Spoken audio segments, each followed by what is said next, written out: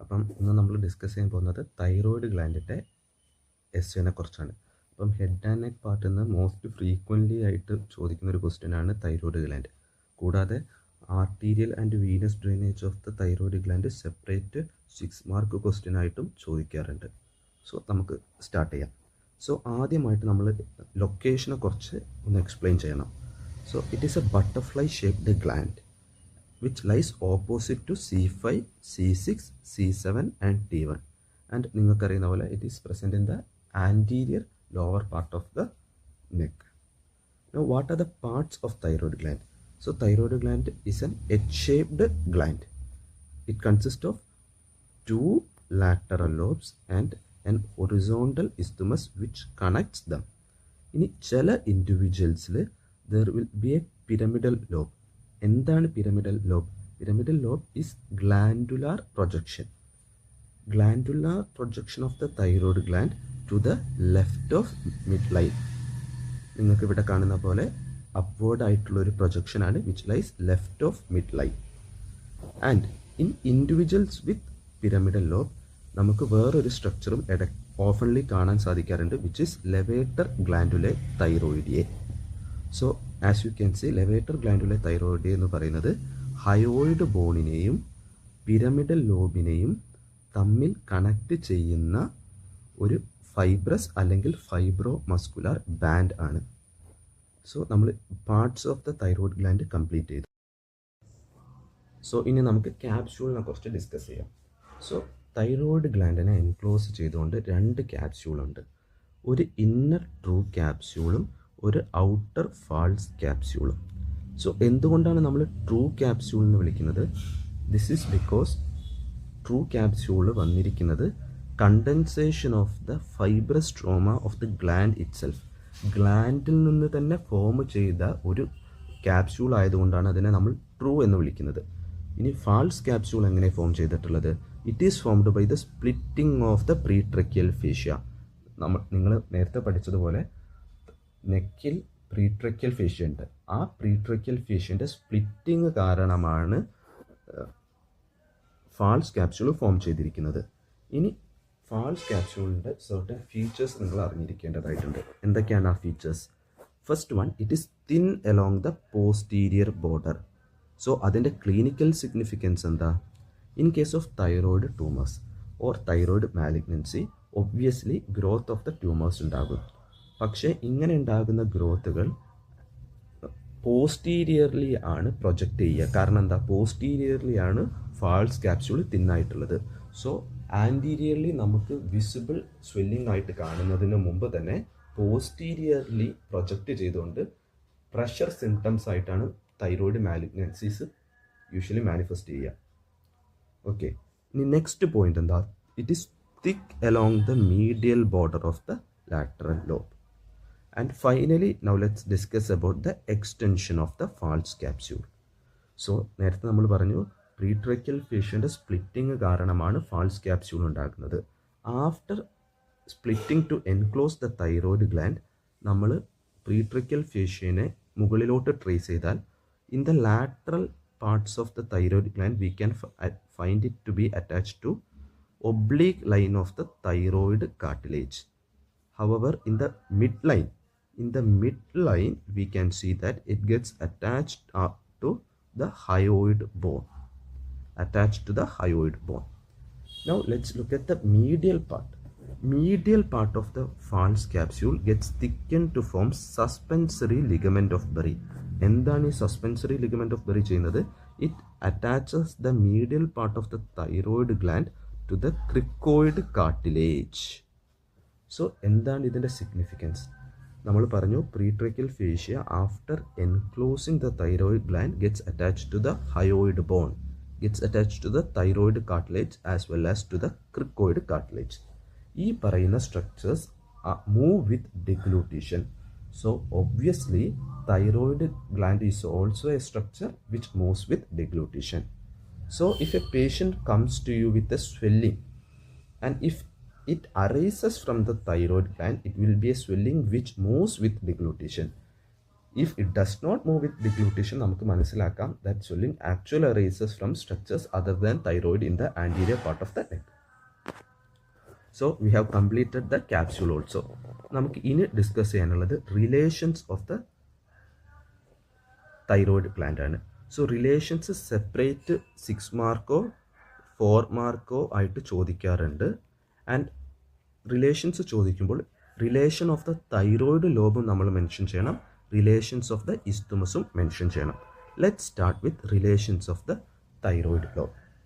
So thyroid lobe is actually a pyramidal structure. It consists of an apex, it consists of a base and 3 surfaces. ഏതൊക്കെയാണ് ഈ 3 surfaces? It consists of a anterolateral surface, it consists of a posterolateral surface, and it also consists of a medial surface. And it all 2 borders. ഏതൊക്കെയാണ് 2 borders? Anterior border and posterior border. നിങ്ങൾക്ക് മനസ്സിലാവാൻ വേണ്ടിയിട്ട് ഞാനൊരു ചെറിയ video കാണിക്കാം. So ഇതാണ് ആൻഡറോലാറ്ററൽ surface, ഇതാണ് നിങ്ങൾ കാണുന്ന പോസ്റ്ററോലാറ്ററൽ സർഫസ്, ആൻഡ് ഈ കാണുന്നതാണ് posterior border. So posterior border separates the medial surface and the posterolateral surface. So ഇത് മീഡിയൽ സർഫസ്, ഇത് പോസ്റ്ററോലാറ്ററൽ സർഫസ്, അതിനെ സെപ്പറേറ്റ് ചെയ്തുകൊണ്ട് പോസ്റ്റീരിയർ ബോർഡർ. ഇത് posterolateral surface and this part forms the anterolateral surface. ഇവിടെ ഇത്ര discerning ആയിട്ടുള്ളൊരു border ശരിക്കുമില്ല. ഇതാണ് anterior border. Anterior border separates anterolateral surface from the medial surface. So ഇനി നമുക്ക് ഓരോന്നിൻ്റെയും റിലേഷൻസ് നോക്കാം.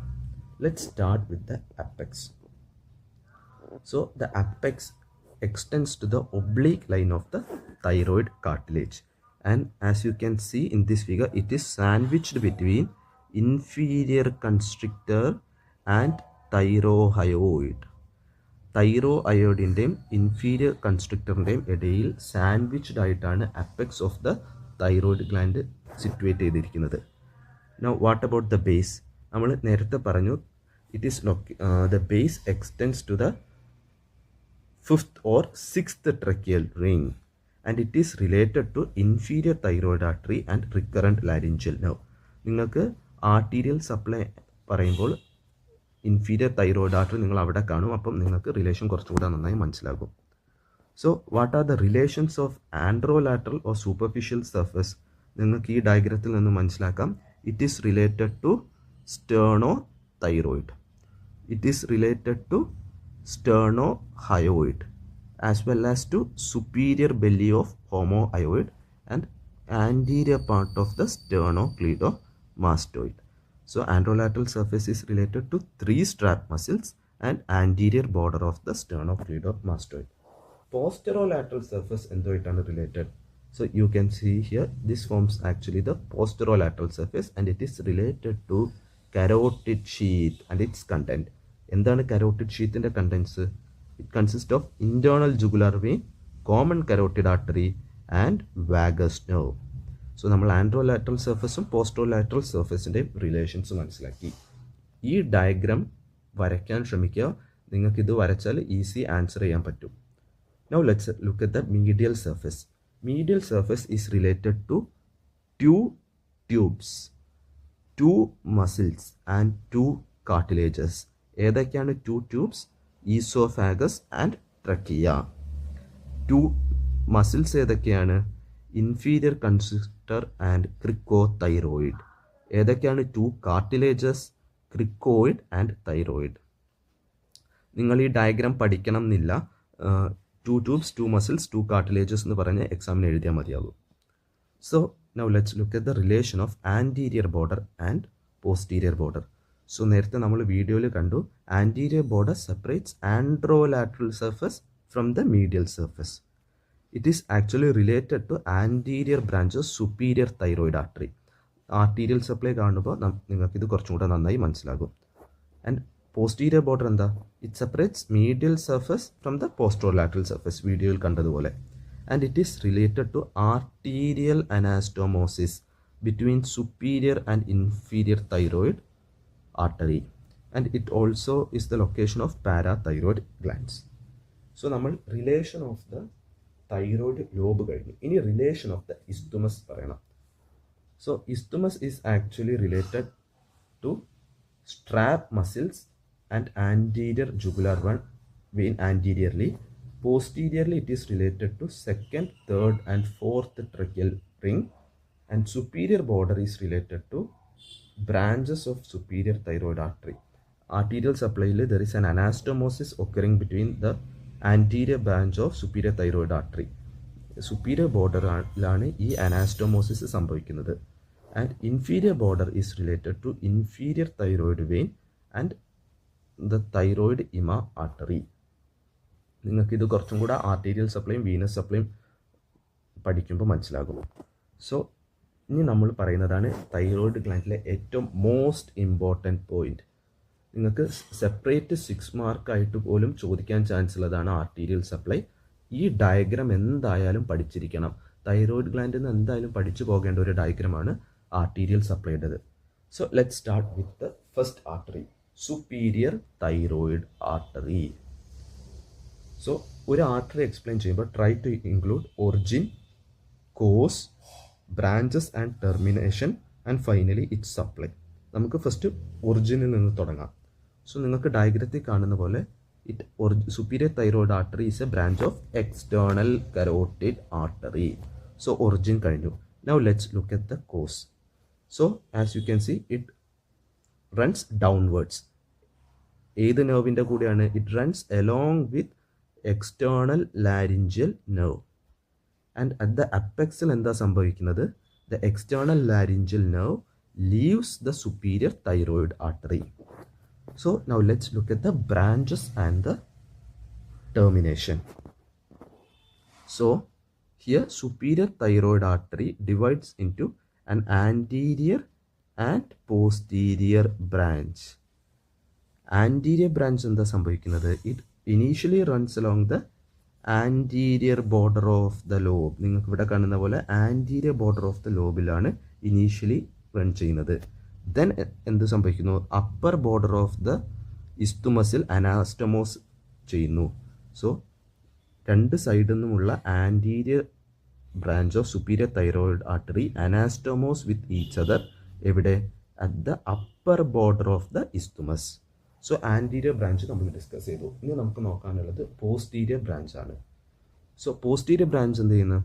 After arising from the superior thyroid artery, it runs along the posterior border and it anastomoses from the ascending branch of inferior thyroid artery.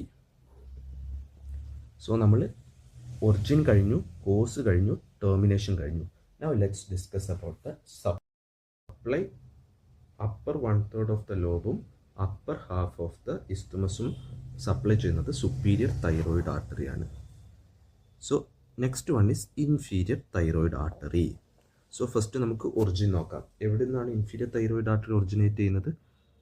It is from the thyrocervical trunk. Thyrocervical trunk is actually arises from first part of the subclavian artery.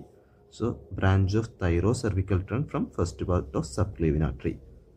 Origin കഴിഞ്ഞു. Next let's look at the course. So it passes upwards along the medial border of the scalenus anterior initially. അത് കഴിഞ്ഞിട്ട് as you can see in this diagram it passes behind the common carotid artery. Common carotid artery is actually enclosed within the carotid sheath. So നമുക്ക് എങ്ങനെ പറയാം? It runs behind the carotid sheath. And എങ്ങനെയാണ് pass ചെയ്യുന്നത്? It passes from lateral side to medial side. So it runs medially behind the carotid sheath to reach the back of the thyroid lobe. And as you can see in this diagram, it is intimately related to recurrent laryngeal nerve. There is variable relationship of recurrent laryngeal nerve and inferior thyroid artery. Just mention ചെയ്തു പോയാൽ മതി. Now let's look at the branches and termination. Around 4 to 5 branches ഉണ്ട്. And അതിലെ ഏറ്റവും significant one എന്ന് പറയുന്നത് one of the ascending branches which anastomose with the posterior branch of the superior thyroid artery. As you can see from this figure, ascending branch which anastomose with the posterior branch of superior thyroid artery along the posterior border. അതുകൊണ്ടാണ് നമ്മൾ റിലേഷൻ്റെ ഭാഗത്ത് posterior ബോർഡറിൻ്റെ റിലേഷനായിട്ട് എന്താ പഠിച്ചത്? അനാസ്റ്റോമോസിസ് of posterior branch of superior thyroid artery with ascending branch of inferior thyroid artery. And what is the supply? It supplies lower two-third of the lobe, lower two-third of the lobe and lower half of the isthmus, lower half of the isthmus. So inferior thyroid artery completed. Now let's look at next artery, which is thyroid ema artery. So what about origin? It directly originates either from the brachiocephalic trunk or arch of the aorta, and it enters the isthmus at the lower portion. Accessory arteries ഉണ്ട്. These are arteries which arises from tracheal or esophageal arteries. So നമ്മൾ arterial supply കഴിഞ്ഞു. എന്തായാലും ഈ diagram നിങ്ങൾ പഠിച്ചിരിക്കണം. ഈ nerve വരച്ചില്ലെങ്കിലും arterial supply എങ്കിലും കറക്റ്റായിട്ട് നിങ്ങൾ വരയ്ക്കാൻ പഠിക്കണം. ഇത് വരച്ചാൽ നിങ്ങൾക്ക് അതിൽ തന്നെ ആൻസർ എഴുതി ഉണ്ടാക്കാൻ പറ്റും. So now let's look at venous drainage.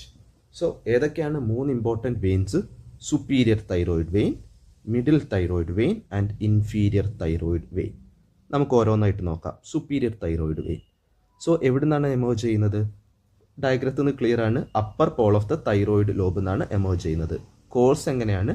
It runs upwards. Upwards മാത്രമാണോ? അല്ല, it runs upwards as well as laterally and drain ചെയ്യുന്നത് എങ്ങോട്ടാ?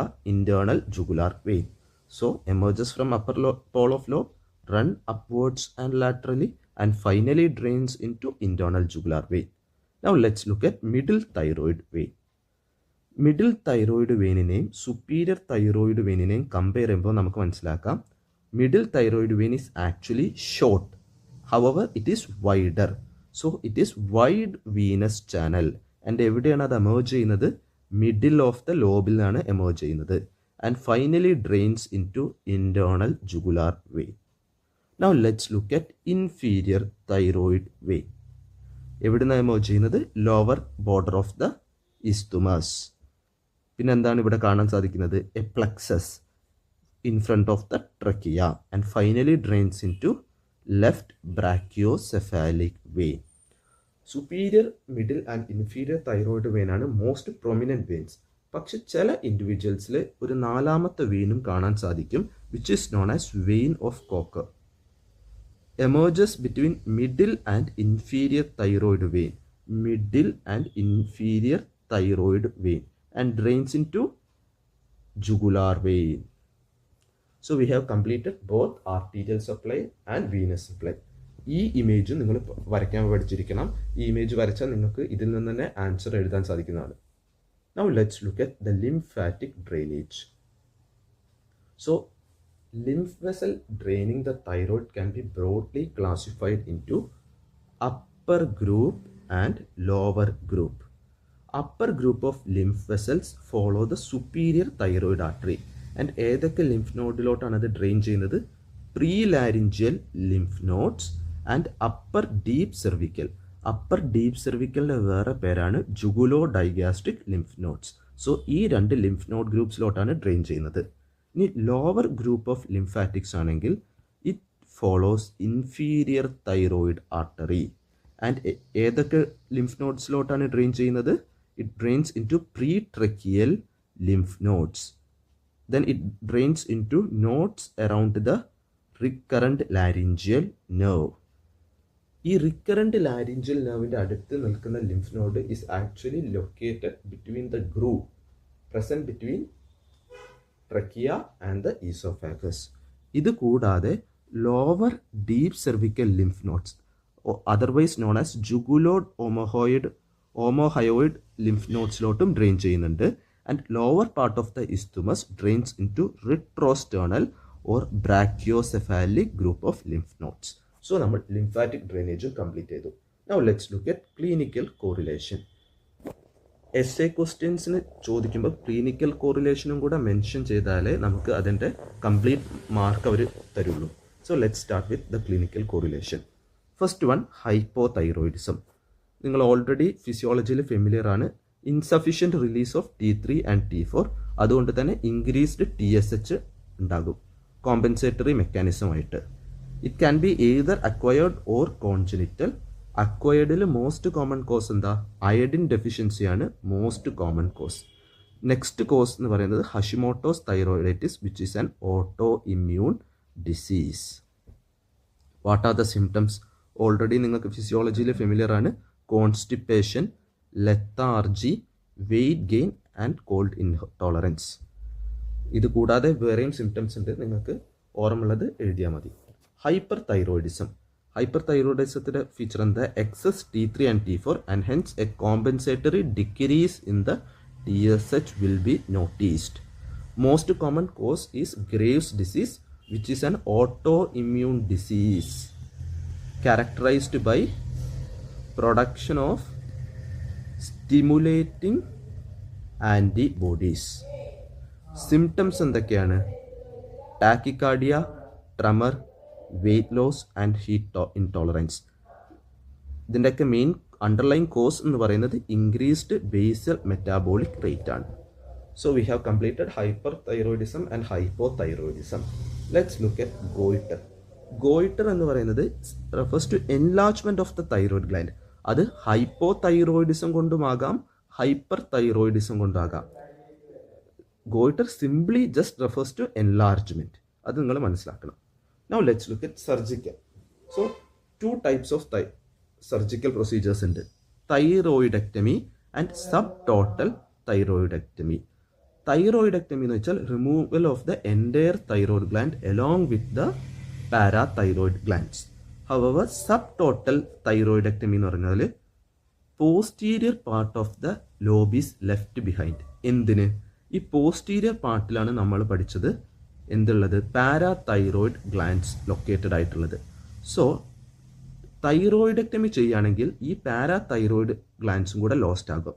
അപ്പോൾ ഹൈപ്പോ പാരാതൈറോയിഡിസം ഉണ്ടാകാനുള്ള ചാൻസ് കൂടുതലാണ്. അത് ഒഴിവാക്കാൻ വേണ്ടിയിട്ടാണ് നമ്മൾ സബ് ടോട്ടൽ തൈറോയിഡക്ടമി ചെയ്യുന്നത്. So the parathyroid glands is left behind. So now let's look at the ligation of the thyroid artery. So നമ്മൾ സർജറി ചെയ്യുന്നതിന് മുമ്പ് ബ്ലീഡിങ് കുറയ്ക്കാൻ വേണ്ടിയിട്ട് ആർട്ടറീസ് ലിഗേറ്റ് ചെയ്യണം. സോ എവിടെയാണ് ലിഗേറ്റ് ചെയ്യേണ്ടതെന്നാണ് നമ്മൾ നോക്കാൻ പോകുന്നത്. Superior thyroid artery should be ligated close to the apex. എന്തുകൊണ്ടാണ് നമ്മൾ ക്ലോസ് ടു ദ അപ്പെക്സ് എന്ന് പറയുന്നത്? നേരത്തെ നമ്മൾ ആർട്ടീരിയൽ സപ്ലൈ പഠിച്ചു the artery and the external laryngeal nerve diverge near the apex. So അപ്പെക്സിൻ്റെ അവിടെ ലിഗേറ്റ് ചെയ്താൽ നെർവിനുള്ള ഡാമേജ് മിനിമലൈസ് ചെയ്യാൻ സാധിക്കും. ആൻഡ് ഇൻഫീരിയർ തൈറോയിഡ് ആർട്ടറി എവിടെയാണ് ലിഗേറ്റ് ചെയ്യേണ്ടത്? It should be ligated away from the base. Why? നമ്മൾ ആർട്ടീരിയൽ സപ്ലൈയിൽ പഠിച്ചു റിക്കറൻറ്റ് ലാരിഞ്ചൽ നെർവും ആർട്ടറിയും ബേസിൽ വളരെ ക്ലോസ് ആയിട്ടാണ് കിടക്കുന്നത്. സോ ബേസിൽ നമ്മൾ ലിഗേറ്റ് ചെയ്താൽ റിക്കറൻറ്റ് ലാരിഞ്ചൽ നെർവിനും ഡാമേജ് സംഭവിക്കും. സോ ഇത് അവോയ്ഡ് ചെയ്യാൻ വേണ്ടിയിട്ടാണ് it should be ligated away from the base of the gland. നിങ്ങൾക്ക് ഇവിടെ കാണാം, here it is away from the external laryngeal nerve. അതുകൊണ്ട് നമ്മൾ ഇവിടെയാണ് ലിഗേറ്റ് ചെയ്യുക. പക്ഷേ ഇൻഫീരിയർ തൈറോയിഡ് ആർട്ടറി ബേസിൽ റിക്കറൻറ്റ് ലാരിഞ്ചൽ നെർവുമായിട്ട് ക്ലോസ് ആണ്. സോ നമ്മൾ അവേ കുറച്ച് മാറിയാണ് ലിഗേറ്റ് ചെയ്യുക. ആ പോയിന്റ് വളരെ ഇമ്പോർട്ടൻ്റ് ആണ്, എക്സാമിന് പൊതുവെ ചോദിക്കുന്ന പോയിന്റാണ്. അപ്പോൾ നിങ്ങൾ ഓർത്ത് വെക്കുക. Now let's talk about development. നമ്മൾ ഡെവലപ്മെൻറ്റ് ജസ്റ്റ് സ്കിം ചെയ്ത് പോവുകയുള്ളൂ. സോ എങ്ങനെയാണ് സ്റ്റാർട്ട് ചെയ്യുന്നത്? It starts as a endodermal thickening at the floor of primitive pharynx at 3rd week. എന്നിട്ട് ആ തിക്കനിങ് ഒരു ഡിപ്രഷനായിട്ട് മാറും. Depression forms a diverticulum. Diverticulum എന്ന് പറയുന്നത് ഒരു ബ്ലൈൻഡ് ട്യൂബാണ്. And this diverticulum is known as thyroglossal duct. ഇനി നമുക്കറിയേണ്ടത് തൈറോഗ്ലോസൽ ഡക്റ്റിൻ്റെ മൈഗ്രേഷനാണ്. Migration of thyroglossal duct. So initially it descends downwards. താഴത്തോട്ടാണ് അത് മൂവ് ചെയ്യുന്നത്. And initially it is present in front of the hyoid bone. Hyoid ബോണിൻ്റെ മുന്നിലായിട്ടാണ് കാണുക. However it winds around the lower border of hyoid bone to become retrohyoid. നമുക്ക് ഈ ഡയഗ്രത്തിൽ നിന്ന് കാണുന്ന പോലെ this is the hyoid bone. അപ്പം it descends downwards and initially it is present in front of the hyoid bone. However at the lower border of the hyoid bone it winds around the border to become retrohyoid. Retrohyoid ആയതിനു ശേഷം it descends with slight inclination. So നമുക്ക് ഡയഗ്രത്തിൽ കാണുന്ന പോലെ ഒരു inclination വെച്ച് descend ചെയ്യും. Normal thyroid gland എത്തുന്ന പൊസിഷൻ എത്തുമ്പോൾ എന്ത് സംഭവിക്കും? The tip bifurcates and proliferates to form bilateral terminal swelling which forms the thyroid gland. So നിങ്ങൾക്ക് അറിയേണ്ടത് ഒന്ന്, foramen cecum represents the origin.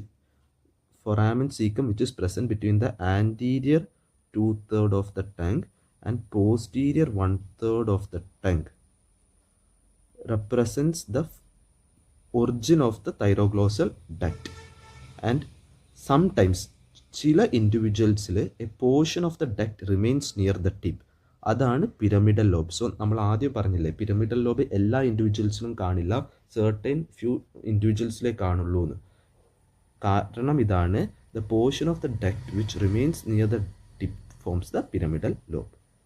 So നിങ്ങൾക്ക് മനസ്സിലായി എന്ന് വിശ്വസിക്കുന്നു. So initially foramen cecum thyroglossal duct എന്ന് പറഞ്ഞ ഒരു ബ്ലൈൻഡ് ട്യൂബ് ഫോം ചെയ്യും. അത് താഴത്തോട്ട് ഡിസെൻഡ് ചെയ്യും. Initially anterior to hyoid bone ആണ്. പക്ഷേ ലോവർ ബോർഡർ ഓഫ് ഹയോയിഡിൻ്റെ അവിടെ നിന്ന് it winds to become retrohyoid and then descends again to finally reach its normal position where it's proliferates to form the bilateral terminal swellings and finally form the thyroid gland. ഇത്രയുമാണ് thyroid ഗ്ലാൻഡിനെ കുറിച്ച് പറയാനുള്ളത്.